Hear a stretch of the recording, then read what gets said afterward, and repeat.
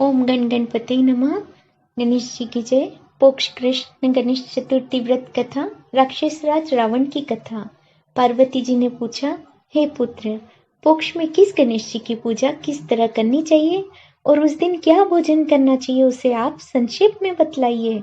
श्री गणेश जी ने कहा, हे महादेवी, पोक्ष मास की चतुर्थी को विघ्न विनाशिनी होती है। इसमें लंबोदर नामक गणेश जी की पूजा करके भोजन के रूप में केवल गोमूत्र ही पीना चाहिए। व्रती को पूर्वोक्त विधि से पूजन करना चाहिए, अर्थात दिन भर शांत भाव से निराहार रहकर व्रत करें, दिन में न सोए, ब्रह्मचर्य का पालन करें, रात्रि में पूजन के बाद ब्राह्मण भोजन करावे, दुग्ध निर्मित खीर से शुद्ध घी मिलाकर गणपति मंत्र और हवन करें तो वह शासक को भी अपने विशुभित कर सकता है। इस संबंध में हम आपको एक प्राचीन कथा सुनाते हैं। एक बार रावण ने सभी देवताओं को जीत कर मंदाग्ध हो संध्या कर रहे बाली को पीछे से जाकर पकड़ लिया। बलशाली बाली रावण को अपनी कांख में दबाए हुए आकाश मार्ग द्वारा किष्किंधापुरी आया और उसे बंदी रावण को अपने पुत्र अंगद के लिए खिलौने के रूप में दे दिया। रावण को गले में रस्सी बांधकर अंगद ने उसे नगर में घुमाना शुरू कर दिया। विश्व विजयी रावण की ऐसी हालत देखकर सभी नगर वासियों ने अट्टहास किया। जनता कहने लगी, अरे देखो तो सही, यह विश्व विजेता रावण आज राजकुमार द्वारा सड़कों पर घुमाया जा रहा है। पूर्ववासियों की बात से रावण बहुत ही लज्जित होकर उस सांसें लेने लगा। उसने दर्पचूर हो गया। उसने अपने नाना पुलस्त्य मुनि का स्मरण किया और अपने नाती की दीन पुकार से मुनि को आश्चर्य हुआ कि उसकी नाती की ऐसी दशा क्यों कर हुई। अत्यंत गर्व करने से देव, दानव, मनुष्य आदि सभी का पतन अवश्य भावी होता है। रावण के समीप आकर मुनि ने पूछा कि तुमने मुझे क्यों याद किया है।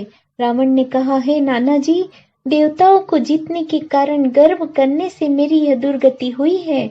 मैंने संध्या करते हुए एक वानर राज को देखा। पश्चिमी महासागर के तट पर मैंने उसे पीछे से पकड़ने की चेष्टा की, परंतु मैं ही उसके द्वारा पकड़ लिया गया। मुझे उसने यहाँ लाकर गले में रस्सी बांधकर अपने लड़के को खेलने के लिए दे दिया। इस दुर्गति को देखकर नगरवासी मेरी हंसी उड़ाते हैं। हे देव, इस चिंता में मैं व्याकुल रहता हूँ। रस्सी में बंधे रहने के कारण मैं अशक्त हो गया हूँ। हे नाथ, अब मैं क्या करूं? मेरा जैसा आपके वंश में कोई दूसरा कलंकी नहीं होगा। अब आप ही मेरी रक्षा कर सकते हैं। पुलस्त्य जी ने कहा कि हे रावण, डरने की कोई बात नहीं, मैं तुम्हें बंधन मुक्त करा दूंगा। यह बाली देवराज इंद्र के वीर्य से उत्पन्न है और पराक्रम में तुमसे बढ़कर है। इसकी मृत्यु महाराज दशरथ के पुत्र श्री राम के हाथों होगी।